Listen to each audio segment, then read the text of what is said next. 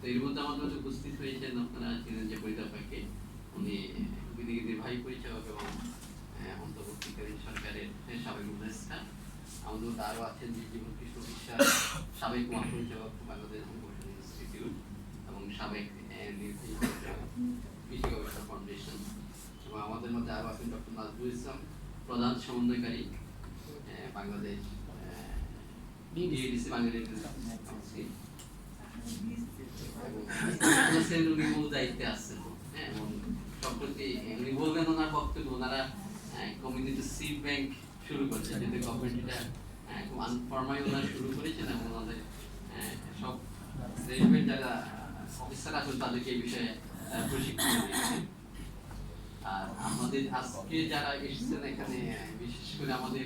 হাওর, আজকে আমাদের আলোচনার যে বিষয় হাওরের অবদান বিপর্যয় জলবায়ু পরিবর্তন এবং আমাদের করণীয় নির্ধারণ, এটার জন্য আমাদের 3 এলাকা থেকে আমাদের হাওরের এই যে বিষয়টা ধান বিপর্যয়ের কথা আমরা পত্রপত্রিকে শুনছি এবং দেখছি, টেলিভিশনও দেখছি, কিন্তু ওখানকার 3 এলাকার কৃষক অন্তত 3 এলাকার কৃষক আমাদের সাথে আছেন, সুনামগঞ্জ, কিশোরগঞ্জ এবং নেত্রকোনা।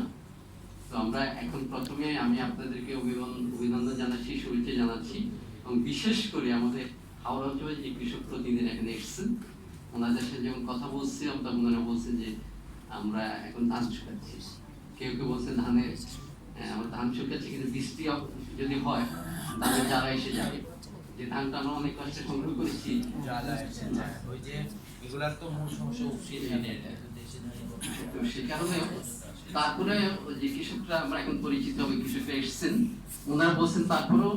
এই বিষয়টা আমরা সবার সাথে কথা বলতে চাই। আমাদের যে কষ্ট, আমাদের যে দুঃখ, আমাদের যে বেদনা, এটা যেহেতু আপনারা শুনতে চাচ্ছেন, আমরা বলতে পারি আমরা কিছুটা হলেও আমাদের কাছে হালকা লাগবে, সেই কারণে ওনারা ছুটে এসেছেন। এবং পরিচয়ের মধ্যে আপনারা দেখবেন যে আমাদের একজন কৃষক আছে, ওনার বয়স কিন্তু 82 বছর, এবং উনি কিন্তু ভাই হাত তুলেন,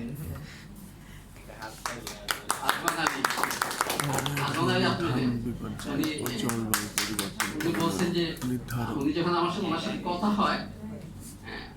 উনি বলল যে আমি হাওড় ভাষা আন্দোলনের সাথে যুক্ত আছি, এবং আমি ওনাকে যখন বললাম যে আপনি এই বয়সে আসবেন, আপনি ঢাকা আসতে পারবেন, ওইভাবে শোনেন, আপনি আমাকে দাওয়াত দিচ্ছেন, হাওড়ের কথা শোনার জন্য, আর আপনি আবার আমাকে নিষেধ করতেছেন। আমিও তাৎক্ষণিকভাবে ওনার কাছে খাবার চেয়ে নিচ্ছি। উনি বলল যে আমি যেতে চাই, আমি কথা বলতে চাই, আমি কথা গুছিয়ে বলতে পারি না, সেটা সত্য, আনুষ্ঠানিক কোনো সবাই, কিন্তু তারপরে আমি যেতে চাই এবং আমাদের কথাগুলো আপনারা যেহেতু ডাকছেন আপনার কাছে শুনতে চাই। তো সেই জন্য আমি আপনাদের